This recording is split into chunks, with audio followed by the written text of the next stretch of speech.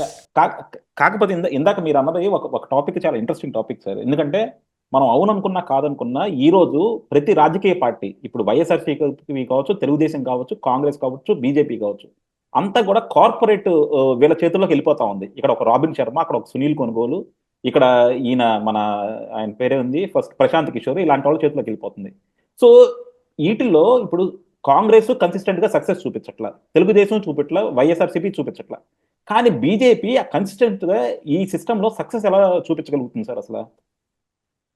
ఇప్పుడు గతిలేనమ్మకి మతిలేని మొగుడని, ఏ మొగుడు లేనప్పుడు అక్క మొగుడే దిక్కని, ఆ రాహుల్ గాంధీ లాంటి బుర్ర తక్కువ బ్యాచ్ ఉంటే ఇలాగే ఉంటుంది. హ్మ్. ఎందుకంటే వాళ్ళు నిన్న ఇది వక్ఫ్ బోర్డు బిల్లు ఎలక్షన్స్ అవుతుంటే పార్లమెంట్ లో లేడు. హ్మ్. 20 రోజులు పైచీల కింద అపోజిషన్ లీడర్కి మైక్ ఇచ్చి ఎందుకు ఇవ్వట్లేదని ఖర్గే అడిగితే ఎందుకు ఇవ్వట్లేదు అని తెలియదా అని అడిగితే మూసుకుని కూర్చున్నారు. ఇది మన దౌర్భాగ్యం. స్ట్రాంగెస్ట్ అపోజిషన్ ఇచ్చారు ఈసారి ఈ వక్ఫ్ బోర్డు బిల్లు విషయంలో. ఏం మాడాలో ఏం చేస్తారన్న డిబేట్ చూద్దాం అనుకుంటే అబ్బదబ్బ చెప్పారు. సో అంచేత ఇవాళ నరేంద్ర మోడీ అనే దాంట్లో ఏంటంటే మీరు అందాక చెప్తున్న ఆ Hindu north Indian vote bank అంతటి చేతుల్లో పెట్టుకుని అలా ఆడింది ఆట పాడింది పాట ఏం జరుగుతుందో కూడా తెలియదు. ఎందుకంటే మన నరేంద్ర మోడీకి వచ్చిన ఓట్లు, అక్కడ పోలేని ఓట్లు, అతను డిక్లేర్ చేసిన మెజారిటీ మూడు అంబిగ్యూటీ. ఇవాళ ఎలక్షన్ కమిషన్ పారదర్శకంగా పనిచేస్తే మీరు నేను ఏమైనా అవుట్కమ్ ఎక్స్పెక్ట్ చేయొచ్చు. పారదర్శకంగా లేనంత కాలం అవకాశవాద రాజకీయాలు ఎవరిదాకా ఎందుకు ధరం పోరాట దీక్షలు చేసిన చంద్రబాబు నాయుడు గారే, బీజేపీని వ్యతిరేకించి చంద్రబాబు నాయుడు గారే, లేకపోతే మాకు పని అవుతుంది జహాపన రాజకీయాలు చేస్తే ఎవరైతే చేయగలుగుతారు చెప్పండి చెప్పండి. ఆ బాటమా వాట్ 10 సంవత్సరాలు బట్టి తెలుగు రాష్ట్రాలు రెండు విభజించి కూడా ఒక్క విభజన హామీ వాటికి పూర్తి కాలే. పోలవరం కడుతున్నారు. ఏం కడుతున్నారు సార్? మన డబ్బులు లేకుండా ఆర్ఆర్ ప్యాకేజ్ ఇవ్వకుండా దాని ఎత్తును తగ్గిస్తాం. నిస్సహాయ స్థితిలో ఆంధ్రప్రదేశ్ ప్రజల్ని పార్టీల్ని అలా పెట్టుకుని కబంధహస్తాలు. వైజాగ్ రైల్వే జోన్ ఇచ్చారు మనకి. ఎందుకంటే నాలుగు తీసుకోవడం పడుకోండి. కేకే లైన్ లేదండి, దాంట్లో రూపాయి ఆదాయం లేదు. 10 ఏళ్ళ తర్వాత ఇవాళ రైల్వే జోన్ ఇస్తే రాష్ట్రానికి రావాల్సిన ఆదాయం రూపాయన 10 రూపాయలైనా వెనక్కి వచ్చింది కదా సార్. వైజాగ్ స్టీల్ ప్లాంట్ ఎలా చీకటి దెబ్బ కొట్టరు చూడండి. అధికారం వచ్చేదాకా వచ్చిన తర్వాత దాని కళ్ళ ముందే దాన్ని అమ్మేయడానికి ప్రణాళిక లేస్తూ ఆ ఫ్లోర్ ఆఫ్ ద హౌస్ లను డిక్లేర్ చేసేస్తారు. అది ఎట్టి పరిస్థితుల్లో ఆగదని. దేనికి సార్? 18 నెలల పైచీలకి ఉద్యమాలు చేస్తారు అక్కడ కార్మికులు. కళ్ళ ముందు 4-6 వేల మంది ఉద్యోగాలు తొలగించారు. అంటే ఉపాధి కల్పనే ప్రాథమిక జయం అండి ఏ ప్రభుత్వంకైనా. ఈ రోజు తిరుమల తిరుపతి దేవస్థానంలో వేల ఉద్యోగాలు తొలగిస్తామంటే ఏదో విధంగా గత ప్రభుత్వంలో ఒకటి ఉపాధి కల్పించినట్టే కదా సార్ రాష్ట్రంలో. మాట చెప్తున్నా, దాన్ని కరెక్ట్ చేయడానికి 100 మార్గాలు ఉంటాయి. ఎందుకు జీవీ రెడ్డి ఆ రోజు మొత్తుకుని తెచ్చాడు. ఏమైంది? ఇవాళ ఒక్కడికి తొలగించారు ఉద్యోగం. ఎక్స్చక్కర్ దగ్గర నుంచి 11 లక్షల పైచీలకు ప్రజలకి జీతభత్యాలు వెళ్తున్నాయి సార్. ఇవాళ ఈ ప్రభుత్వం 10 నెలల్లో 11 నెలల్లో 2 లక్షల ఉద్యోగాలు తీసేశారు. కాంట్రాక్ట్ ఉద్యోగాలు లేవని. ఎక్కడికి వెళ్తున్నాం మనం? ఉపాధి ప్రత్యక్షంగా పరోక్షంగా కల్పించడానికి వెసులుబాట్లు లేవు. వెసులుబాట్లు లేనప్పుడు వెసులుబాటు తీసుకోవడానికి కూడా అడ్వాంటేజ్ తీసుకోకుండా ఏం చేస్తున్నాం అంటే, నేను ఇవాళ మళ్ళీ చెప్తున్నాను sir, somebody is using somebody shoulder to fire the guns అన్నప్పుడు 1,20,000 కోట్ల దగ్గర ఈ రాష్ట్ర ప్రభుత్వం ఈ రోజుకి అప్పు చేస్తే చంద్రబాబు నాయుడు గారి దగ్గర డబ్బులు ఉంటే ఆయన ఎలా పనిచేస్తాడో అందరికీ తెలుసు. కానీ ఇవి రీరూట్ అవుతున్నాయని మాత్రం నాకు ప్రశ్న ఉత్పన్నం అవుతుంది. ఎందుకంటే చూడండి, మీ పేరు మీద నేను కారు కొనుక్కుని లోను నేను డబ్బులు మీకు ఇస్తాను, మీరు లోన్ కడుతూ ఉంటారు, కానీ కారు నా దగ్గర ఉంటుంది. అలా ఎలాగో 11 లక్షల కోట్లు అప్పులు అయిపోయిన వదలగొట్టారు కదా. నేను చెప్పిన ప్రజలు కూడా ఎరుబగులలో నమ్ముతారు కాబట్టి ఆ 11 లక్షలు పూర్ణకం అయ్యేదాకా కేంద్ర ప్రభుత్వం మన పేరు చెప్పి వాడుకుంటుందా అని నాకు డౌట్. అంటే మనం డీవియేట్ అవుతున్నాం సార్. నాది మోర్ ఎకడమిక్ టాపిక్ సార్. అంటే మిగతా పార్టీలు సక్సెస్ అవ్వని చోట ఎందుకు బీజేపీ సక్సెస్ అవుతుంది? అంటే ఒక్క రాహుల్ గాంధీ అనే వీక్ అపోనెంట్ ఉండటం వల్లేనా? లేకపోతే బీజేపీ సైద్ధాంతికం కూడా చాలా స్ట్రాంగ్ ఉండటం వల్ల?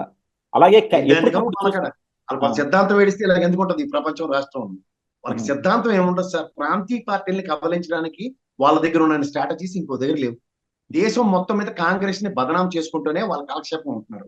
ఎందుకంటే దేశం పంచవర్ష ప్రణాళికలుగా అంచెల వారీగా ఎదిగిన విధానానికి మొనాటమీని బ్రేక్ చేస్తూ ఈ అతిగతి లేని నీతి ఆయోగం తీసుకొచ్చారు. ఎక్కడ ఒక దేశం ప్రాస్పరిటీలో ముందుకు వెళ్ళట్లేదు. మీరు కర్ణాటక, నేను ఎప్పుడు వెస్ట్ బెంగాల్ ఎగ్జాంపుల్ చెప్తాను. 1-2-3 స్ట్రాటజీ అంటారు. 30 సంవత్సరాలు పరిపాలించిన కాంగ్రెస్ కమ్యూనిస్ట్ పార్టీలు ఒక్క లేరు, వాళ్ళ ప్రెజెన్స్ లేదు. వాళ్ళు కాంగ్రెస్ ని నిర్మూలించడానికి, కాంగ్రెస్ ని ఎత్తేయడానికి ఈ ఆమ్ ఆద్మీ లాంటి పార్టీని కూడా ప్లాన్ చేస్తారు. దానివల్ల మీరు ఢిల్లీలో కాంగ్రెస్ కనిపించకుండా పోయింది. అలాగే గుజరాత్ లో నెంబర్ 2 పొజిషన్ లో కాంగ్రెస్ ఎత్తుపోయి ఇవాళ ఆమ్ ఆద్మీ పార్టీ కింద ఉంది. మీరు చూసుకోండి కావాలంటే. సో ఈ స్ట్రాటజీస్ లో ఇవాళ మీకు వైఎస్ఆర్సీపీ వర్సెస్ తెలుగుదేశం అన్న దగ్గర ఈ సైన్ డౌన్ లో పవన్ కళ్యాణ్ పెట్టారు. ఏమీ అవ్వదు. కానీ బార్డర్ సిస్టమ్ లో తెలుగుదేశం నుంచి నాయకులే తీసుకుంటాడు, తెలుగుదేశం నుంచే చేస్తూ మధ్యలో నటించుకుంటూ తిరుగుతుంటాడు. ఎండ్ ఆఫ్ ద డే ఏదో ఒక పార్టీకి ఉపద్రవం ఉంటుంది. దానివల్ల ఏం ప్రయోజనం ఉండదు. యువతలు తెలుగుదేశాన్ని ముంచడానికో లేకపోతే అటు బీజేపీని పెంచడానికో అలా ఉపయోగపడుతుంది. బీజేపీ ఈ మూమెంట్లో చచ్చినా పెరగదు. పెరగాలంటే at the cost of Telugu Desam.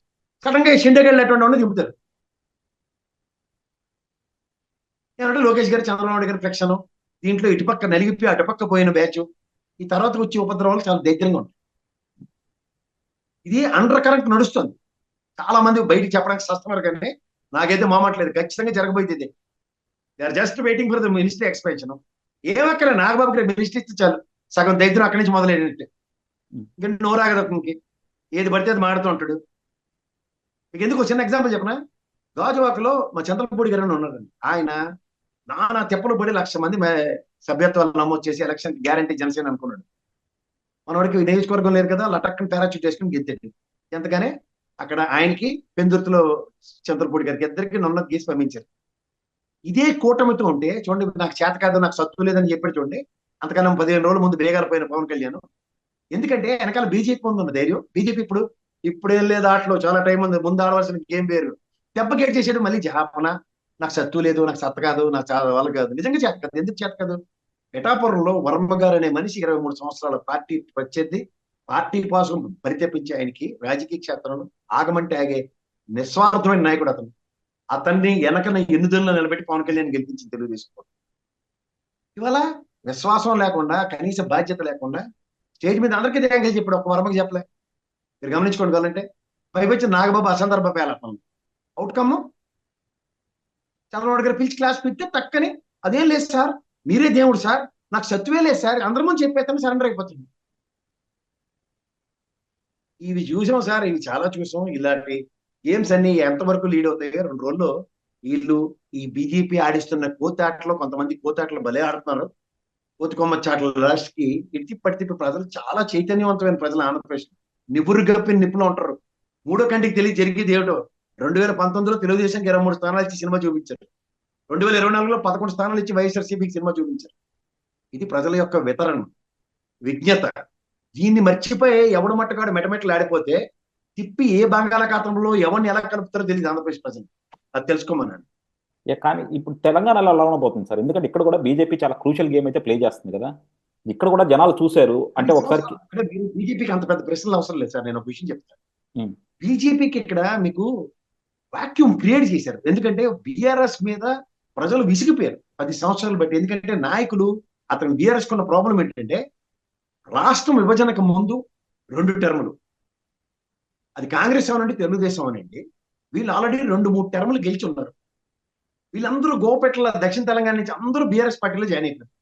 BRS పార్టీలో కూడా 2 సార్లు గెలిచారు. అంటే టోటల్ 4-5 టర్ములు ఒక నియోజకవర్గంలో గబ్బిలో పట్టుకుని ఆలాడుతున్న నాయకుడితో నియోజకవర్గంలో ఒక పని జరగనప్పుడు వాడి మీద ఉన్న ఇండివిజువల్ ఫ్రస్ట్రేషన్ బీఆర్ఎస్ పార్టీలో దానికి డెంట్ కొట్టాలంటే, కాంగ్రెస్ అంటే ఒక టైంలో మీరు నమ్మండి నమ్మకపోండి 90% వీళ్ళు గ్యారంటీగా బీఆర్ఎస్ కమ్ముడు పోయేవాళ్ళనే ముద్రతో ఒక ప్రత్యామ్నాయాన్ని ప్రజలు ప్రతిష్ఠించుకున్నారు. అదే బీజేపీ. వాళ్ళకి ఒరిజినల్ వైబ్రేషన్స్ లేవు, ఇప్పటికీ లేవు. కానీ వాళ్ళు ఎంతసేపు ఏంటంటే పారాచూట్ చేసుకొచ్చిన నాయకులతో వాళ్ళు సమన్వయపరుచుకుందాం సార్. మనకి ఎవరు గద్వాలు డీకారణమ్మ, ఈటెల రాజేంద్ర గారు, ఇలాంటి వాళ్ళతో నెట్టుకొద్దాం అని చూస్తుంటారు. ఇంకా జాయిన్ అయిపోవాలి. ఎవరు జాయిన్ అవుతున్నాడు కొత్తగా చెప్పండి?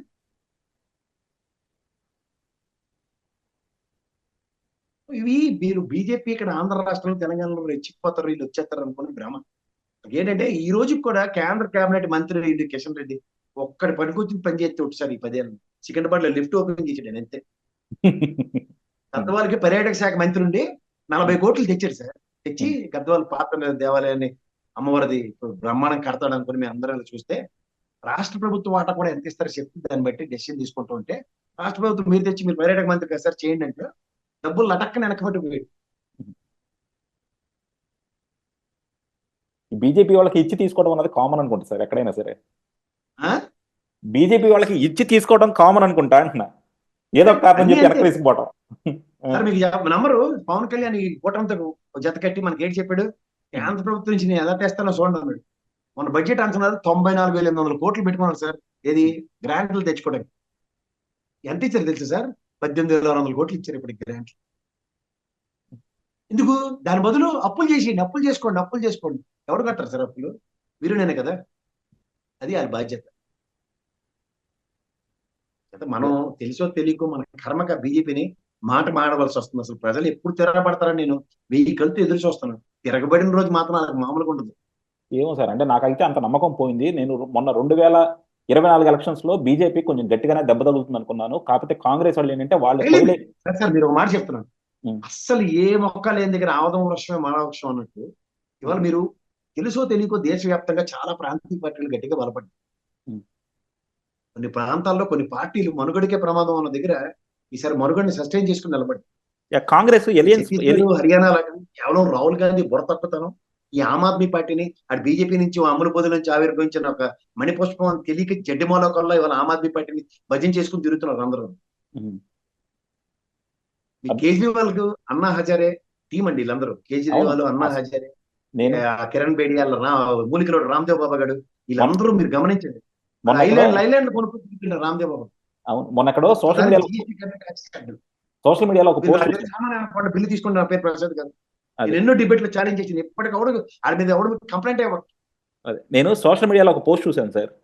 మన ఇండియాకి 20వ శతాబ్దంలో జరిగిన పెద్ద తప్పు ఏంటంటే, ఇందాక మన చెప్పారు కదా, ముసలాయన పేరు ఏదో ఉంది, అన్నా హజారే. అన్నా హజారే అనమాట. అన్నా హజారే. ఇవన్నీ ఇలా ప్లాంటెడ్ బీజేపీ క్రీచర్స్. వీళ్ళందరూ అవునవును. ప్లాన్ చేస్తే బీజేపీ ఆ రోజు కాంగ్రెస్ మీద ఉమ్, ప్రజల్లో విపరీతమైన ద్వేషాన్ని, 10 years యాంటీ ఇన్కంబెన్సీ ఉంటుంది కానీ 10 ఏళ్ల ద్వేషాన్ని ప్రజల్లోకి ఇంజెక్ట్ చేయగలిగింది అదే. ఉమ్, కాంగ్రెస్. అంటే అది చిచి అనిపించే పరిస్థితికి ఆ ప్రశాంత్ కిషోర్ గారు చేసిన దరిద్రమే. అవును. ఉమ్, సో దాని వల్ల వచ్చిన ఉపద్రవం ఏంటంటే మొత్తం దేశంలో ప్రత్యామ్నాయం లేకుండా ఉమ్, ఎప్పుడైతే ప్రత్యామ్నాయం లేని రాజకీయం ఉంటుంది చూడండి, మీరు అన్నట్టు బీజేపీని ఏం చేయలేము అని భయమే మిగులుతుంది. నేను ఒకసారి చంద్రబాబు నాయుడు గారిని ఆ విధంగానే ఊహించుకున్నాను. మొదలైందిరా ఈయనతో మొదలైతే దేశవ్యాప్తంగా అందరినీ ఎన్డీఏ కూటమి, తర్వాత యునైటెడ్ ఫ్రంట్, దీంట్లో అతను వైటల్ రోల్ నేను గమనించి ఒక రాబోయే రోజుల్లో బ్రహ్మాండంగా ఉంటుంది అనుకున్నాను. మన దరిద్రంకి ఆ మూమెంటం ఫ్లేర్ అవ్వకుండా ఆయన ఓటమి, దానికన్నా ముఖ్యంగా కరోనా దరిద్రం, ఈ మధ్యలో ఏ మొగుడు లేనప్పుడు అక్కమొగుడే గతి అన్నట్టు ఈ మనం ఈ బీజేపీని భరించవలసిన అండ్ ఇంకో ప్రాబ్లం ఏముందంటే, మీరు ఇందాక చెప్పినట్టు కాంగ్రెస్ ఒక కన్సిస్టెన్సీ ఉండట్లేదు అనమాట. ఒక ఎలియన్స్ పార్ట్నర్లతో వాళ్ళకంటూ ఒక రిలేషన్ సరిగ్గా మెయింటైన్ చేసుకోలేకపోవడం, లేదంటే ఒక స్ట్రాటజీ లేకపోవడం, అది పెద్ద ఇప్పుడు. సార్ మీకు 2019లోనే విషయం తేటలేదు. ఈ స్టాలిన్ ఎలక్షన్ లో లాస్ట్ టైం తమిళనాడులో 20 సీట్లు కాంగ్రెస్ అనుకున్నాం. 2 రోజులు 3 రోజులు ఎలక్షన్ ముందు అది కూడా మీకు ఇవ్వట్లేదు, మేమే వేసుకుంటున్నాం, మీరు పక్కెళ్ళి ఆడుకోండి అని చెప్తే జడ్డిమాలో కల్లాలు పోయారు పక్క. ఒకప్పుడు తమిళనాడులో వండుకుంది, ఆ ఉనికికే ప్రమాదం చేసుకున్న జడ్డిమాలో అంటే కాంగ్రెస్. అదే.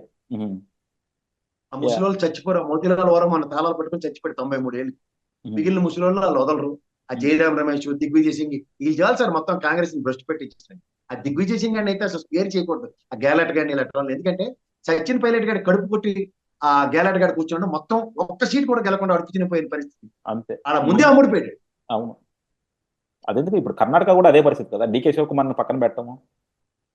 టీకే శివ, అది మీకు అక్కడ Siddaramaiah is not an ordinary ordinary. దక్షిణాది అని ఎప్పుడైనా సరే కాంగ్రెస్, ఇప్పుడు మీరు చూడండి ఈ రోజు ఇక్కడ టీఆర్ఎస్ ఓడిపోయి ఈ రోజు కాంగ్రెస్ గెలిచడానికి ఒకటే కారణం. నేను ఎప్పుడు చెప్తా, దక్షిణ తెలంగాణలో ఎక్కడ మీకు ఖమ్మం తీసుకోండి, వరంగల్ తీసుకోండి, నెక్స్ట్ నల్గొండ తీసుకోండి, నెక్స్ట్ మహబూబ్నగర్, ఈ 4 జిల్లాల్లో రెడ్లు సంఘటితం అయ్యారు. ఎవడెలా సచ్చినా మాకు అనవసరం, జై కాంగ్రెస్ జై రెడ్డి అన్నారు. పటపట గెలిచి చూపించారు. వీళ్ళు సంఘటితంగా ఎప్పుడైతే లేరో కాంగ్రెస్ కి ఎప్పుడు విఘాతమే కలిగింది. అందులో ముఖ్యంగా ఆంధ్రప్రదేశ్ విడిపోయిన తర్వాత అక్కడ ఒరిజినల్ నాయకులందరూ అక్కడ ఉండిపోయారు. ఇదంతా తప్పేలా చేయాలి. ఈ బంగాళదుంప వేస్తే ఏటి కాక కాక కాక, ఉదాహరణకు జానారెడ్డి గారు లాంటి వ్యక్తి వయసు అయిపోయి ఆయన ఏం చేయలేక, జయపాల్ రెడ్డి గారి మరణం, తదనంతర పరిణామంలో ఎవరు పనికొచ్చినట్టు లేదు. ఇప్పుడు కూడా రేవంత్ రెడ్డి గారికి ప్రత్యామ్నాయం లేదు. ఎవరికి వెనకాల 10 మంది లేరు. అదే లేరు. ఇక కేంద్రం కూడా ఆడ కాంగ్రెస్ కూడా బాధపడి సస్తాను రేట్ చేయలేదు.